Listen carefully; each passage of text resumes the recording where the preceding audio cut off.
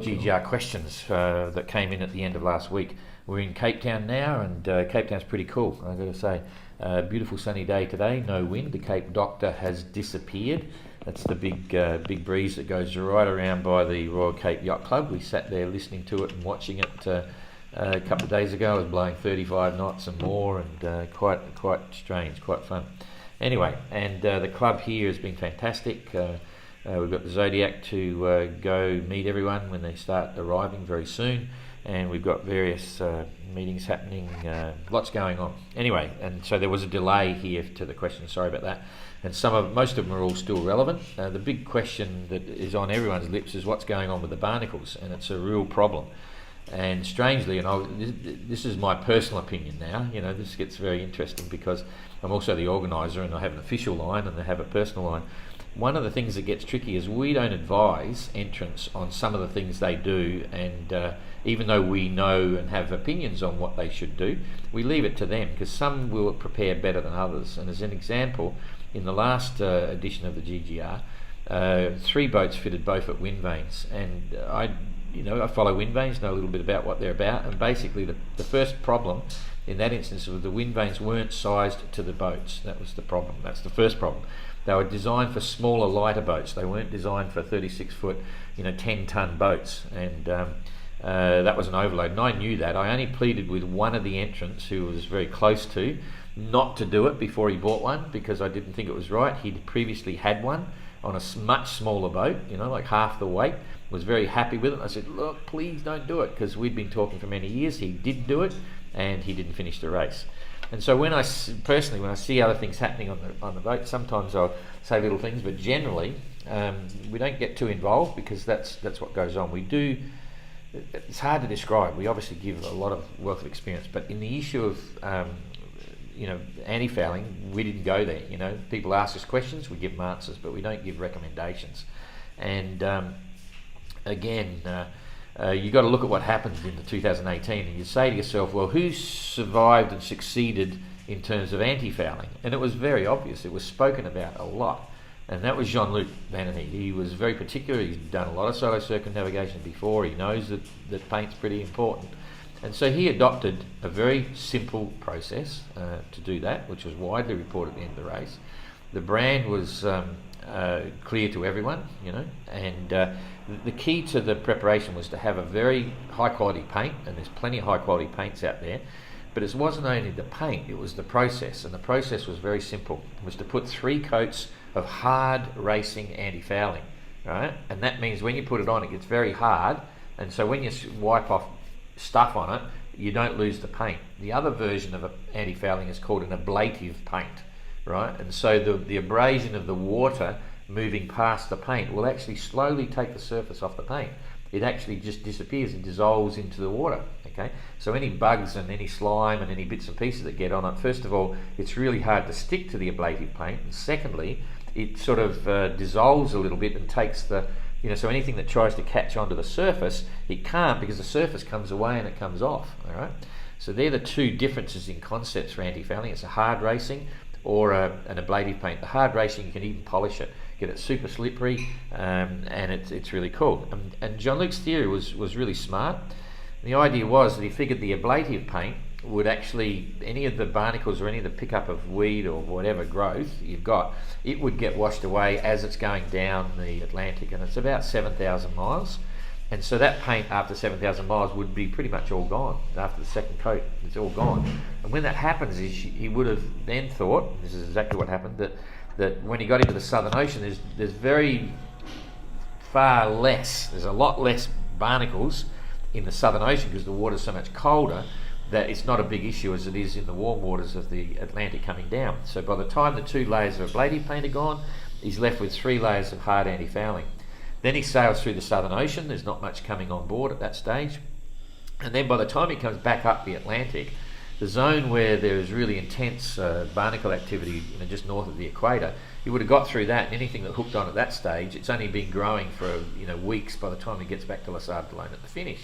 And the reality was, when we realised there was a barnacle problem, on the fleet in 2018, we looked very closely at Jean-Luc's boat when he came into Hobart at the stopover, and he had virtually no barnacles. The only barnacles that were hooking on the hull were above the waterline on the quarters, on both quarters, where it's a lot in the water, you know, when the boat's heeling and things like that. And there was virtually none under the water.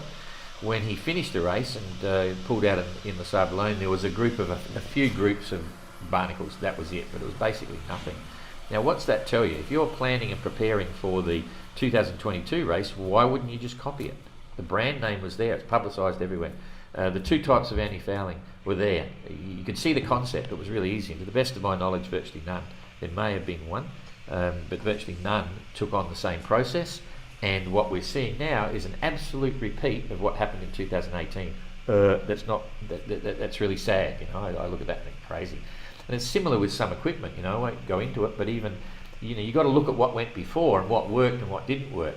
And some people have come along and say, oh, we've got something that's new or better, or have an opinion that this piece works. I don't care what happened. If I was doing the 22, if I saw a bunch of boats were using a piece of equipment and it really worked, why wouldn't you just copy it rather than go reinvent the wheel and try something else that increases the risk? So it's really sad. But you know, we look at Jeremy with Coppercoat, big problem. He's now desperately trying to work out what to do when he's here, and he's a local. He's got to work out where to anchor, how it's going to happen. He's not sure. He thinks it's too deep and all this sort of stuff. But he's got to stop the boat and try and do something with the barnacles. That's part of the reason he's going slow at the moment. Guy, he's got the same brand name paint that Jean-Luc had, but he didn't do the same applications, and he didn't have the ablative versus the hard. So Guy's got a massive problem. It's potentially costing him the race. And others have got problems as well. So I think 2026 is going to be interesting to see if people look back at what did work. From us as an organiser, what we did, you know, the golden days of TBT or tin in anti-fouling, which was in the past, it's environmentally very bad, very damaging. You can't use it anymore.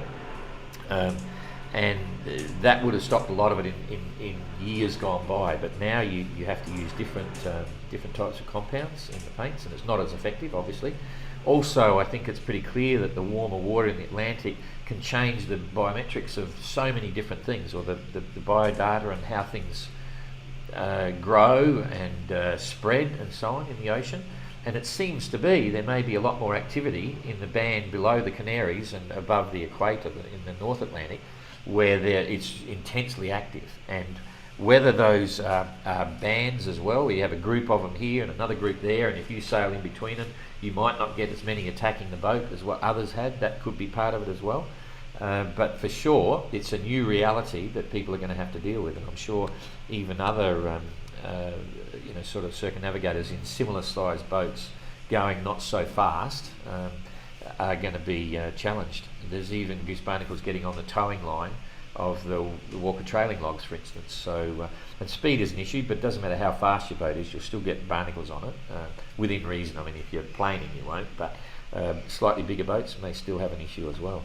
So the other thing, of course, that Jean-Luc did, in Les Sables d'Olonne, there's some special conditions there, and one of them is that they have a big inland sort of lagoon, okay, just one side of the marina, which they let all the water go into this lagoon, and then they shut the gate, and it sits there for 3 or 4 days, and then on the next high tide they open up the gate and they flush all the water out, right? And you get all these mud flats and beautiful ecosystems there. It's really fantastic, and they let it dry out for that tide, and then the new tide comes in and fills it up again. They shut the gate again, and it's part of the management of the whole environment there. They do a really good job.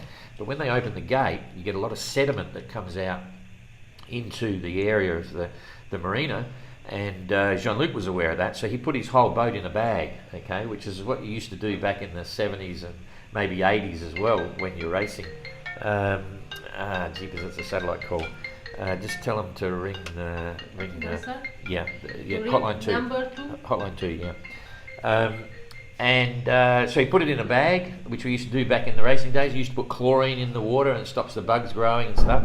He didn't put any chlorine or anything in the water because you don't do that. It's bad for the environment, and it would potentially kill your anti-fouling. You used to do that when you had no anti-fouling in a polished fiberglass hull. So he did that for 2 reasons. One was to keep the sunlight off the paint. It was freshly applied.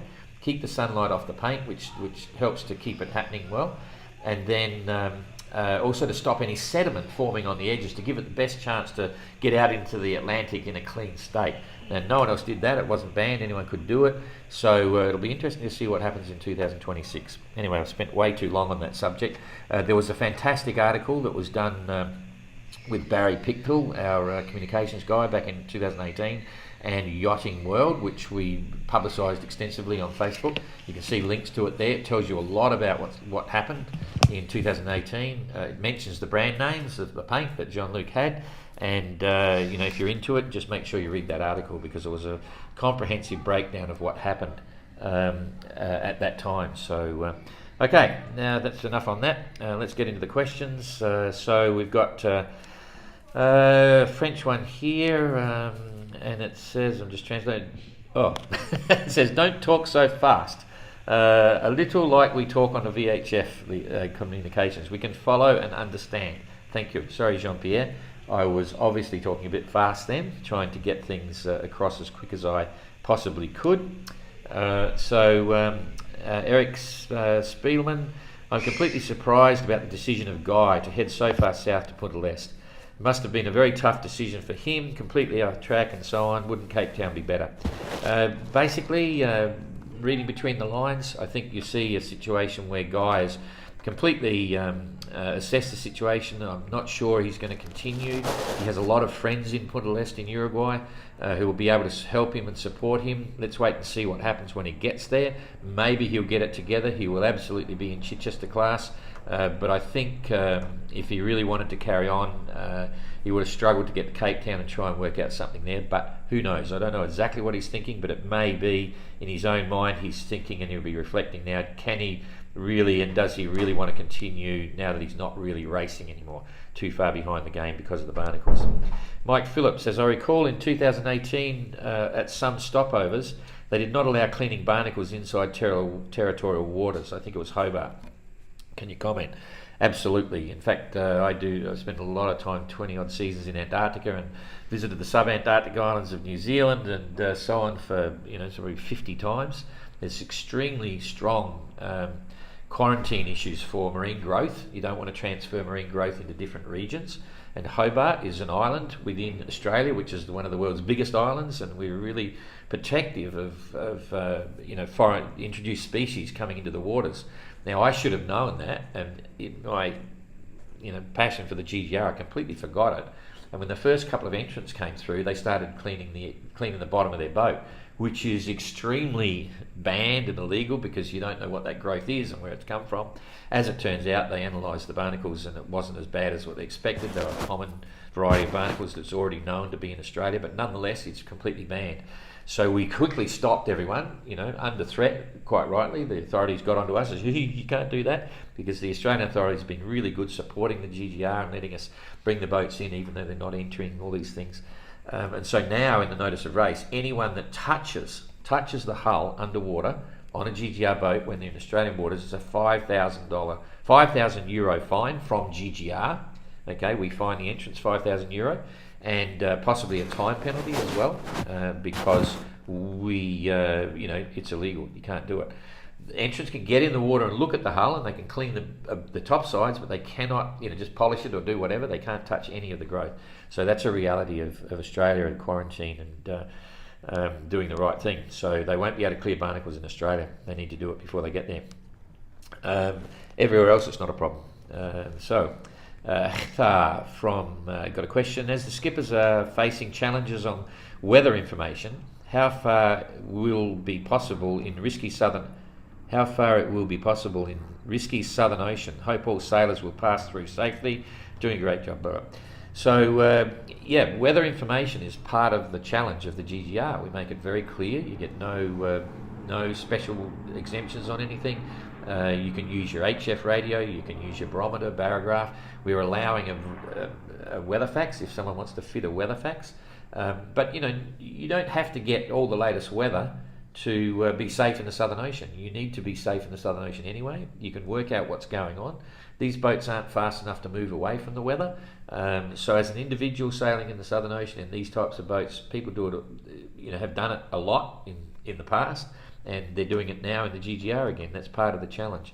And as an organiser of the race, without obligation, we provide weather routing and weather information, detailed information in a safety situation where we think there's big storms coming or something. We'll tell them what's happening ahead of time, and we'll give them some advice on some of the things that they could or should do to minimise the impact of that storm.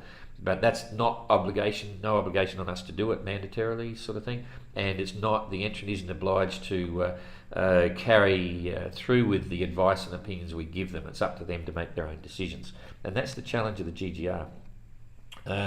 Giannis, hi. Not so clear to me if the entrants have to approach Cape Town from the south. Is there any waypoint in Cape Town and so on?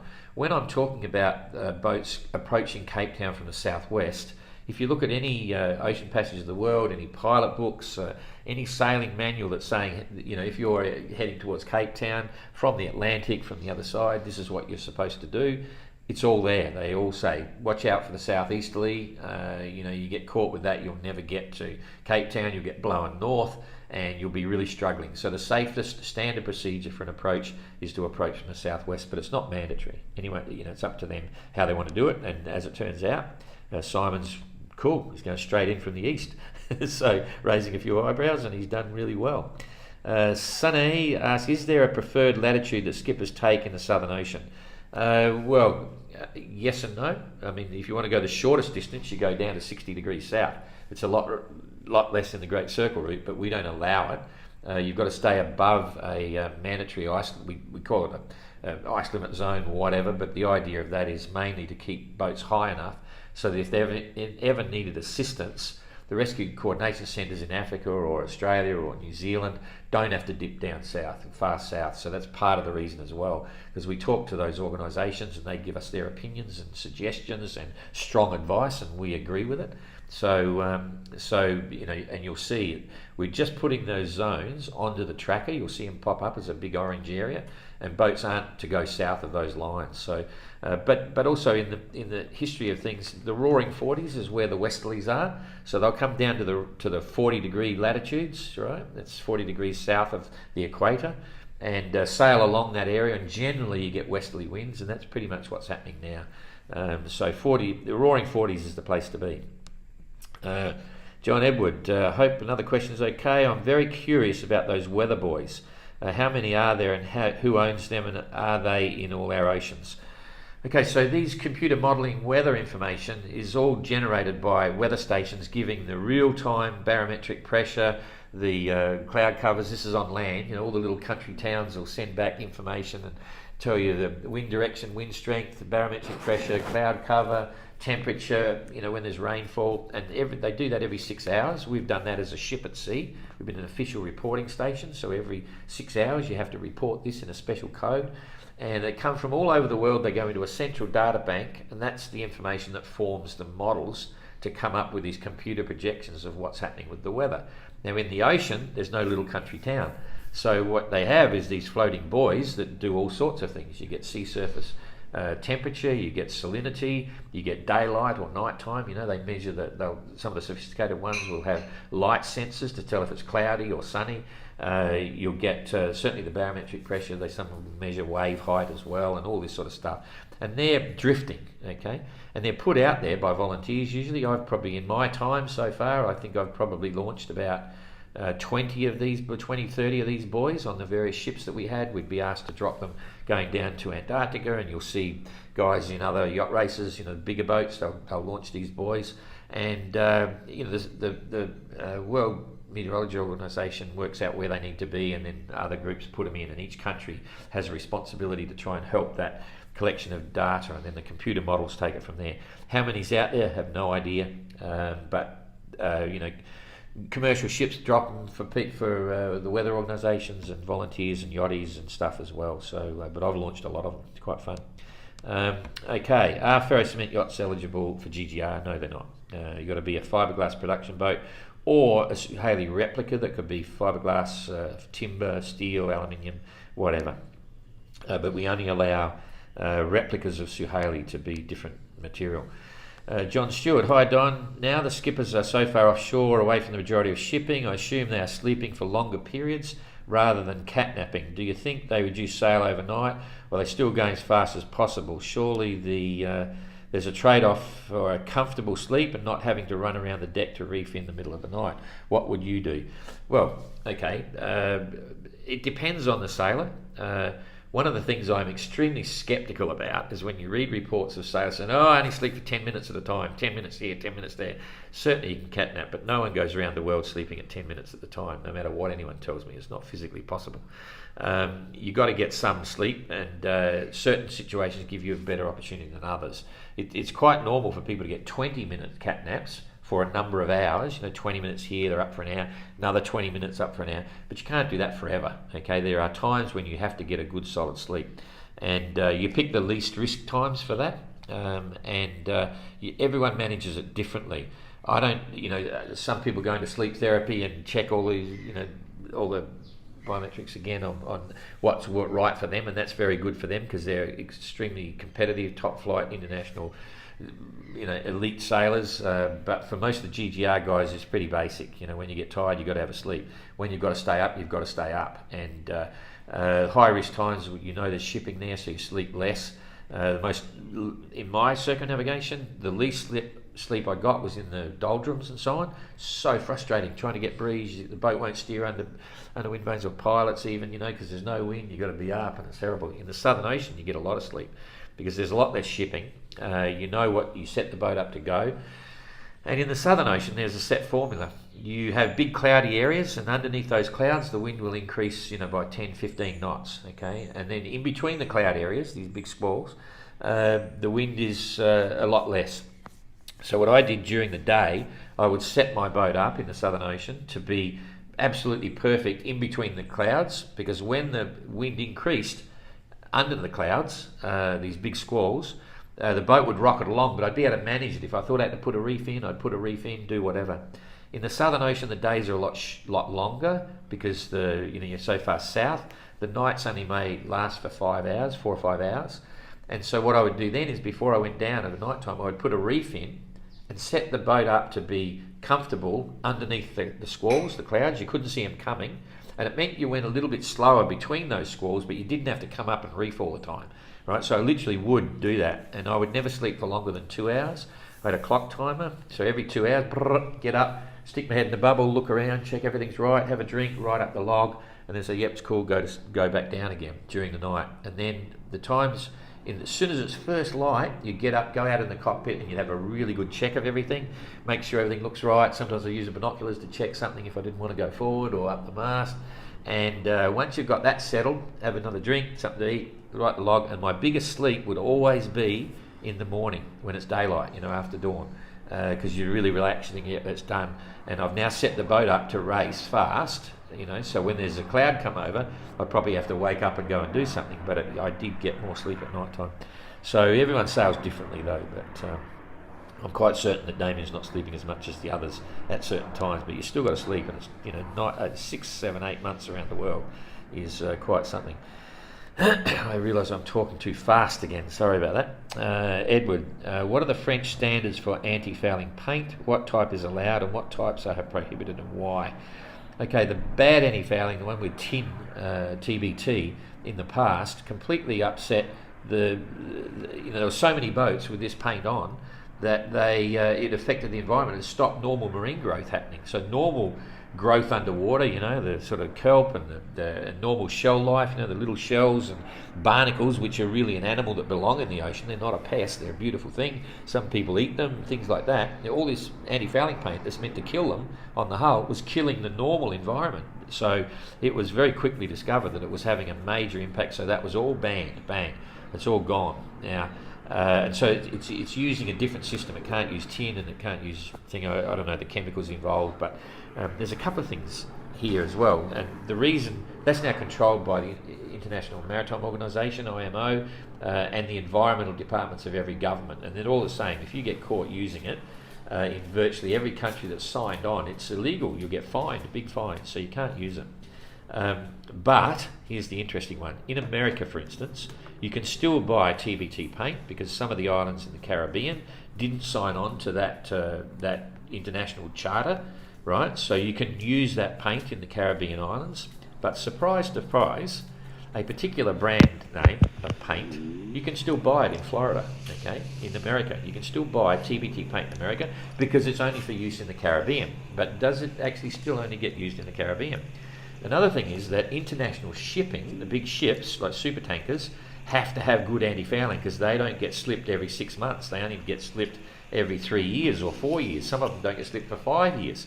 So they actually allow, in commercial shipping situations, some exemptions to use bad quality environmental paint, right?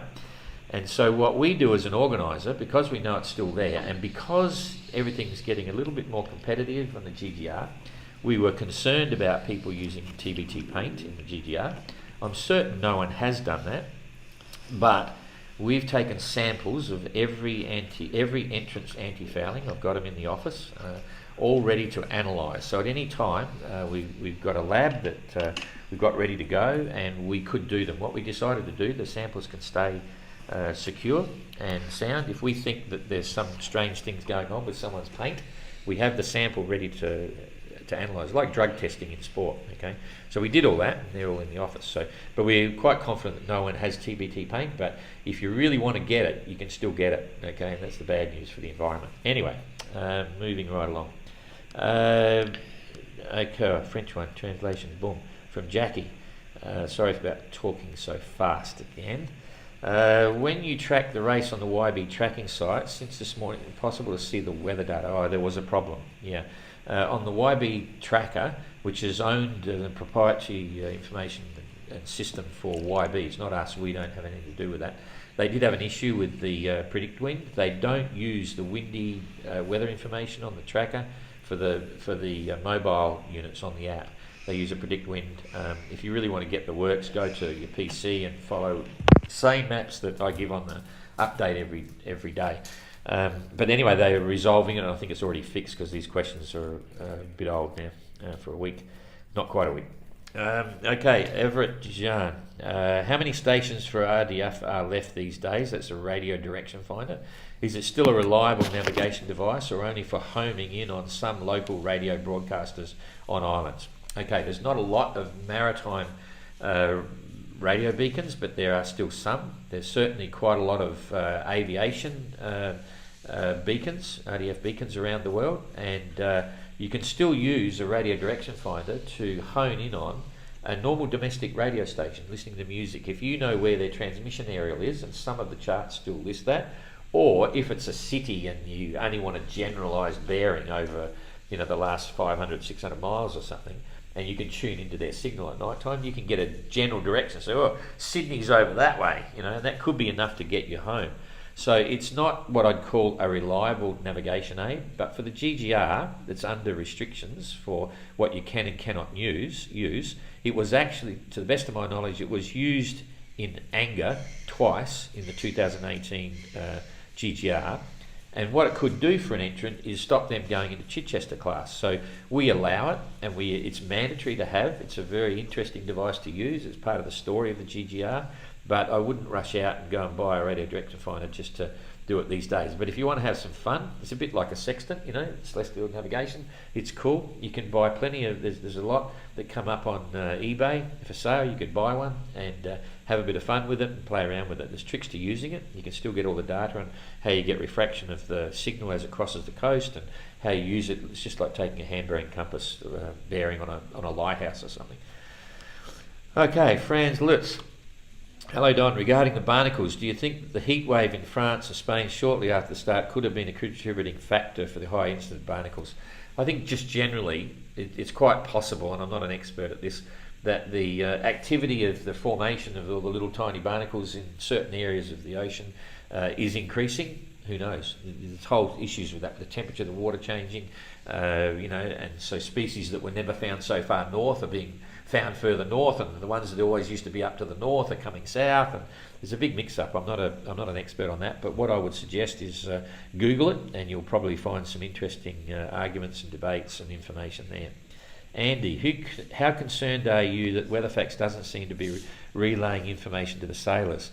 So, okay, the Weatherfax is just a radio transmission of a coded image, to get that, and So yes, they get the map, the isobaric map. They put it in a scanner. It scans it, and they turn it into dots and dashes and like the old fax machines, and they just fax it by the radio waves, and you receive it on board your boat.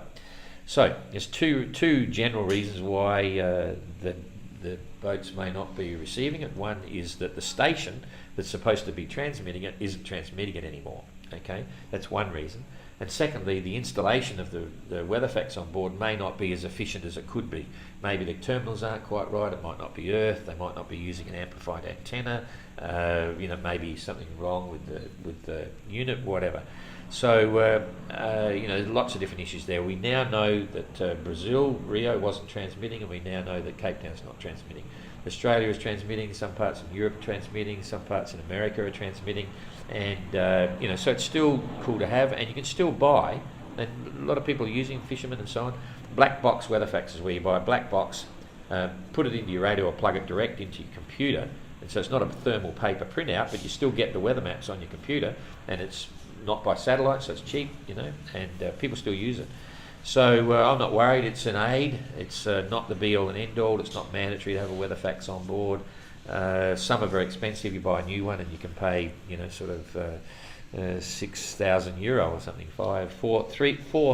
6,000 euro for a brand new one, or you can get a second-hand one for $300 on eBay. I just bought one the other day because it was particularly good, and I've got it in the bank just in case I need it one day. I'm not sure what for, but it's an aid. They can get by with them. You must have a barometer. You should have a barograph.